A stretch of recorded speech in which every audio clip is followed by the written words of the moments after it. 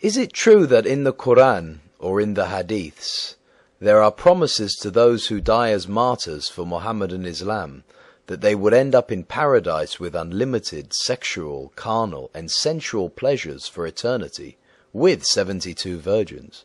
The Quran is replete with verses promising the believers infinitely greater rewards in the afterlife than in life. Surah Al-Baqarah 2.25. But give glad tidings to those who believe and work righteousness, that their portion is gardens beneath which rivers flow.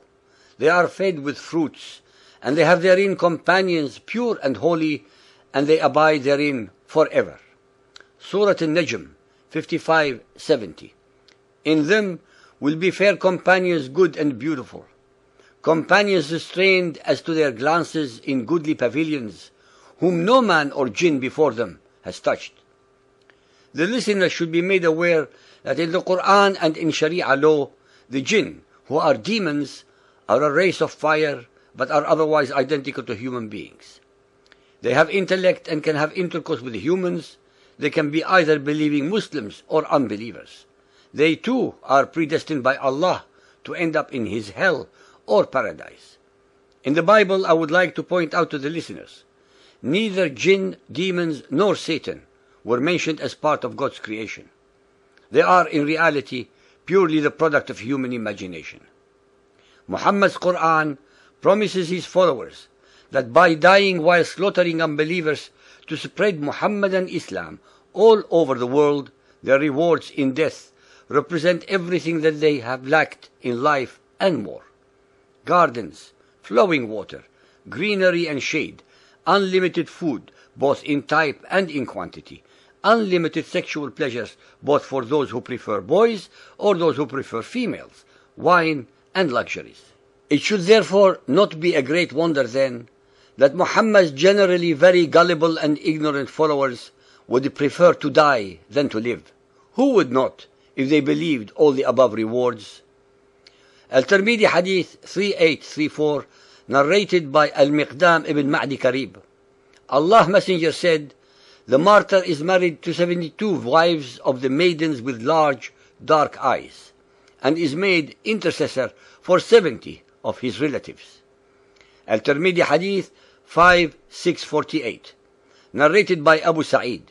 Allah's Messenger said, the lowliest of the inhabitants of paradise will be he who has 80,000 servants and 72 virgins. Muhammadan scholars indoctrinate their acolytes to commit slaughter and murder of all unbelievers in the name of Allah, with promises of 72 virgins based upon the above hadith.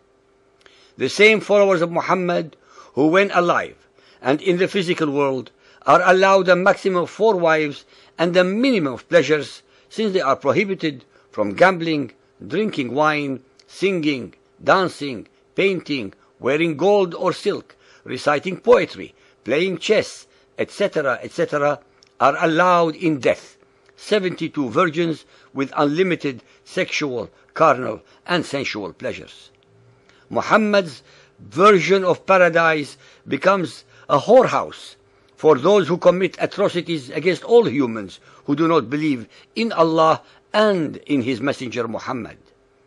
All those murdered human beings are unbelievers in the first place because Allah preordained that they should be so. Hence, the merciful and compassionate Allah of Muhammad, who programmed them to be unbelievers in the first place, nonetheless consigns them to a predestined hellfire through no fault of their own, so that they would be slaughtered by the followers of Muhammad, who are then rewarded to paradise when killed during their missions of extermination. It should be pointed out that not once in the Quran nor in the Ahadith is there any mention that it was the angel Gabriel who informed Muhammad of such a reward of 72 virgins. It was Muhammad alone who promised his gullible and believing followers of them. Sahih al-Bukhari Hadith 4.544, narrated by Abu Huraira. They will not urinate, relieve nature, spit, or have any nasal secretions. The cult of Muhammad has no concept of the spiritual world.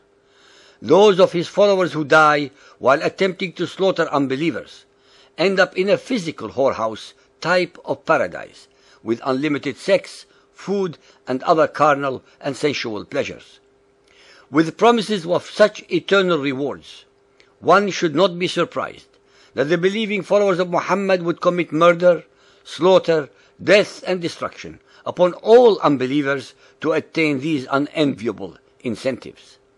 These believers are never informed that in the Quran and in other hadiths, Muhammad utterly forbids committing suicide, and the penalty is to suffer in hell for eternity.